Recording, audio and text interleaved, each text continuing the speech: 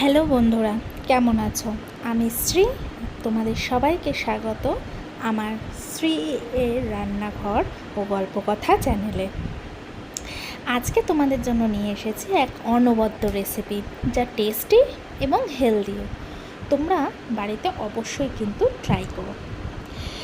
আমি আগের দিনের কিছু মাখা আটা ছিল, সেই মাখা আটাটা নিয়েছি, আর নিয়েছি আলু মাখা, যাতে চিলি ফ্লেক্স দিয়ে, নুন দিয়ে আর একটু সামান্য হলুদ দিয়ে আমি একটু কড়াইতে নেড়ে চেড়ে এই আলু ভর্তাটা করে রেখেছি।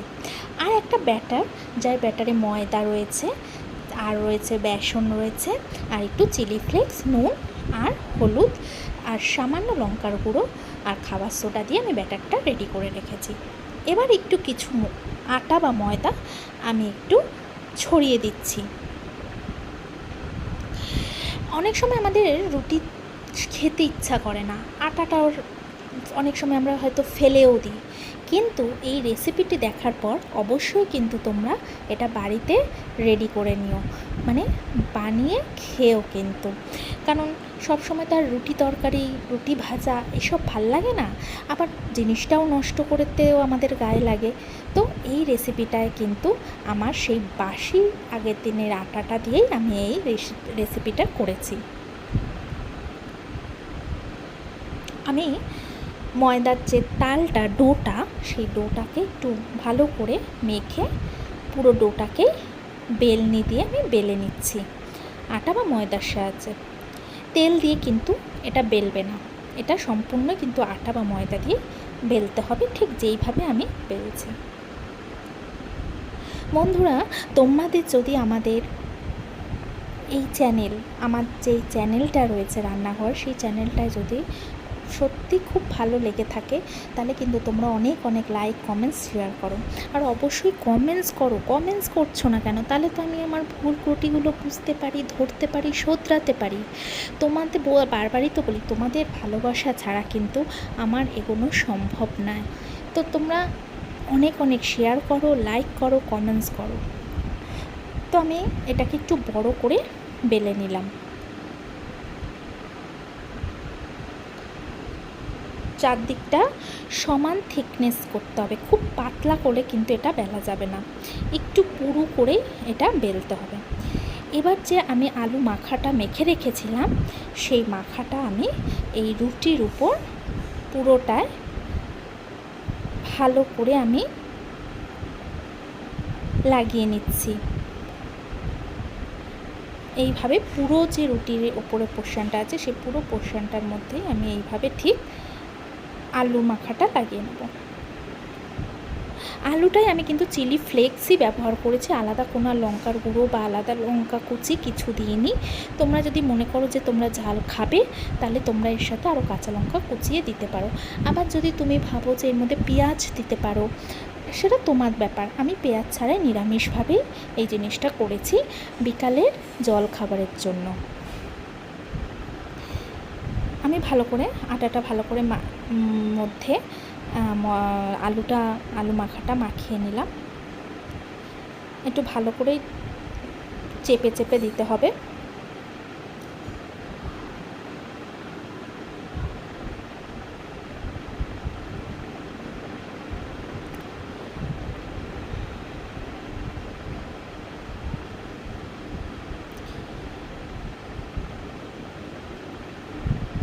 এবার আমি এটাকে কোনা ধরে আস্তে আস্তে ফোল্ড করে নেব,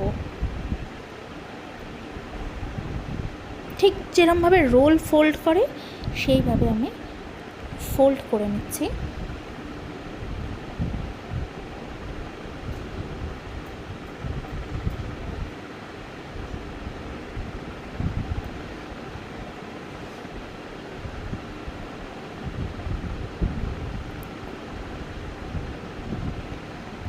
এবার একটা ছুরির সাহায্যে ছোট ছোট করে আমি এটাকে স্লাইস করে কেটে নেব। ঠিক যেইভাবে আমি কাটছি, ঠিক সেইভাবেই কিন্তু কেটে নিতে হবে।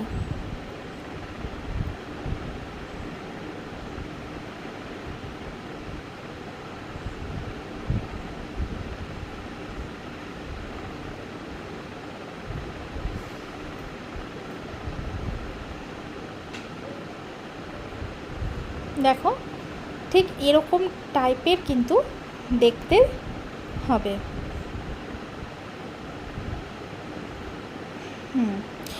এভাবে আমি পুরো রোলটাই এরকম ছোট ছোট পিস করে কেটে নিচ্ছি। বেশি মোটা পিস কাটবে না, কারণ মোটা পিস হলে ঠিক জিনিসটা যখন ফ্রাই হবে খেতে মচমচে হবে না।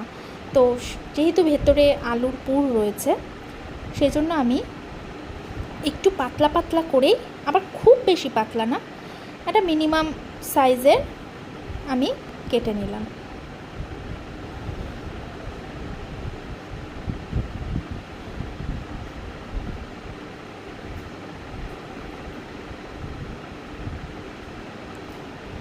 এবার কাটা হয়ে গেলে হাতের যে চেটো রয়েছে, হাতের চেটোর মধ্যে এটাকে দিয়ে একটু চ্যাপটা করে নিতে হবে এবং আলুটাকে একটু কভার করে দিতে হবে। পুরোপুরি কভার নয়, হালকা কভার করে দিতে হবে যাতে আলুটা না বেরিয়ে আসে। হাতের চেটোর মধ্যে এইভাবেই করে নিতে হবে, একটু চেপে চেপে। হ্যাঁ, ঠিক এইভাবেই জিনিসটা করে নেবে। আমি সবকটা যে স্লাইস কেটেছিলাম সবকটাই আমি এইভাবে করে নিলাম। এবার একটা পরিষ্কার কড়াই গ্যাসে বসিয়ে আমি সাদা তেলে জিনিসটা ফ্রাই করব।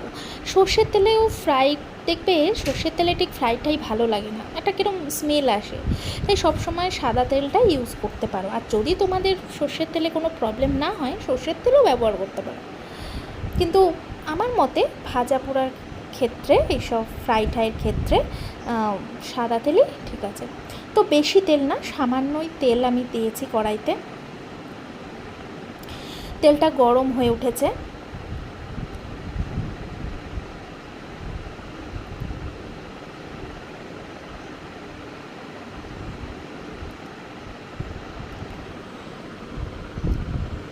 আর একটু বেশি আমি ধোয়া ওঠা অবধি ওয়েট করব। যতক্ষণ না ধোয়া উঠবে ততক্ষণ পর্যন্ত আমি এতে ফ্রাই করতে পারবো না। একটু মানে বেশি ফুটন্ত তেলেই জিনিসটা ফ্রাই করতে হবে, না হলে কিন্তু কড়াইতে লেগে যাওয়ার সম্ভাবনা থাকে। এবার আমি যে ব্যাটারটা করেছিলাম, যে বেসন আর ময়দা দিয়ে তাতে চিলি ফ্লেক্স, নুন, হলুদ দিয়ে যে আমি ব্যাটারটা করেছিলাম আর সামান্য খাবার সোডা দিয়ে, সেই ব্যাটারের মধ্যে আমি যে লেচিগুলো করে রেখেছিলাম চ্যাপটা চ্যাপটা, সেই লেচিগুলো চুবিয়ে তেলের মধ্যে আমি ভেজে নেব। ব্যাটারটা কিন্তু খুব বেশি মোটা হবে না, আবার একদম জলের মতন পাতলাও হবে না, মোটামুটি একটা ব্যাটার হবে।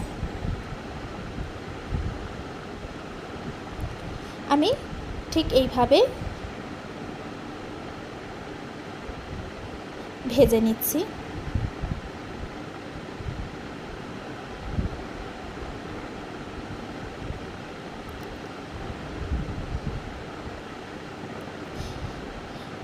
সাথে সাথে কিন্তু অন্য পিঠে উল্টাতে হবে না, একটু ভেজে নিয়ে কড়া করে এক পিঠটা ভাজা হলে অন্য পিঠটা উল্টে দিতে হবে।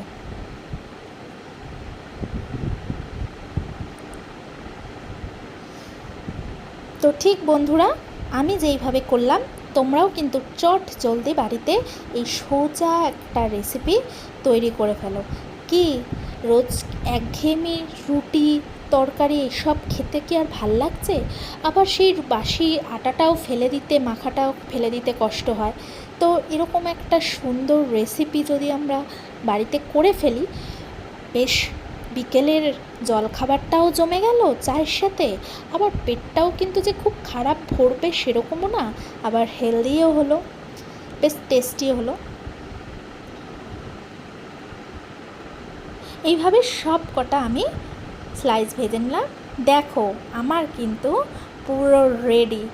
সসের সাথে আর ওপরে একটু সামান্য বিট নুন ছড়িয়ে দিয়ে গরম গরম চায়ের সাথে এরকম সুন্দর সুন্দর একটা পকোড়াই বলতে পারো, আলুর পকোড়া বা আটা আলুর পকোড়াও বলতে পারো, তোমরা বাড়িতে করে ফেলো। আর বেশি বেশি লাইক, কমেন্টস অ্যান্ড শেয়ার, আর অবশ্যই সাবস্ক্রাইব করো।